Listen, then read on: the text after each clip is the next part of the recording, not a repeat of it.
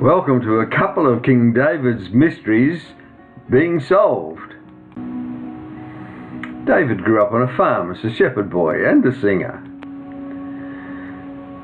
Then Samuel took the horn of oil and anointed him in the midst of his brethren.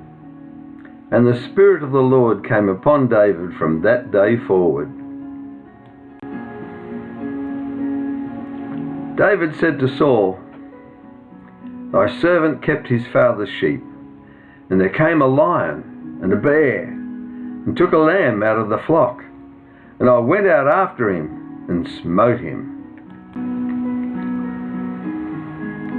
David said, "The Lord that delivered me out of the paw of the lion, out of the paw of the bear, he will deliver me out of the hand of this Philistine." And Saul said unto David, "Go." So David prevailed over the Philistine with a sling and with a stone, and smote the Philistine and slew him.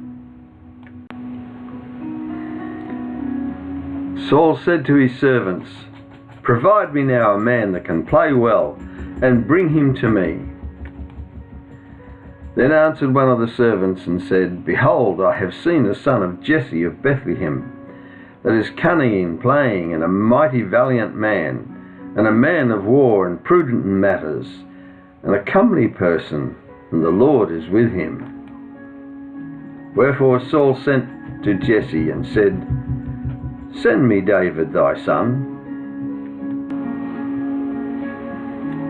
Later, so all the elders of Israel came to the king to Hebron, and King David made a league with them in Hebron before the Lord, and they anointed David king over Israel. And David was 30 years old when he began to reign, and he reigned 40 years. David said, "God is my strength and my power. He makes my way perfect. He teaches my hands to war, so that a bow of steel is broken in mine arms."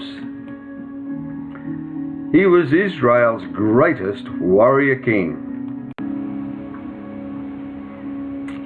And it came to pass at an eventide that David arose from off his bed and walked upon the roof of the king's house. And from the roof he saw a woman washing herself, and the woman was very beautiful to look upon. And David sent messengers and took her, and she came in to him, and he lay with her. Later, David sang, "For I acknowledge my transgression, and my sin is ever before me. And behold, I was shapen in iniquity, and in sin did my mother conceive me." David wasn't referring to his immediate mother, but to Judah's daughter-in-law Tamar, who bore Pharez by Judah out of wedlock. There's the first mystery solved.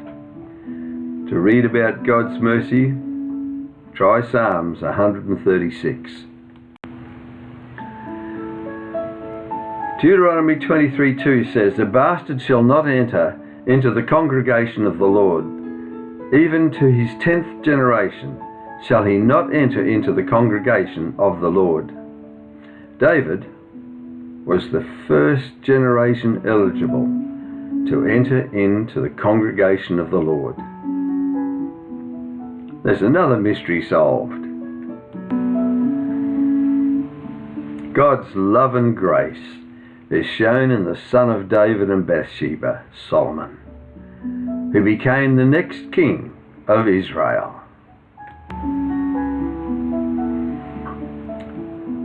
"But my mercy shall not depart away from him," that's David, "and thine house and thy kingdom shall be established forever before thee. Thy throne shall be established forever, according to all these words, and according to all this vision, so did Nathan speak to David." God's grace, marvelous grace. The throne of David will be forever. Jesus is a descendant of David. God bless you, friend.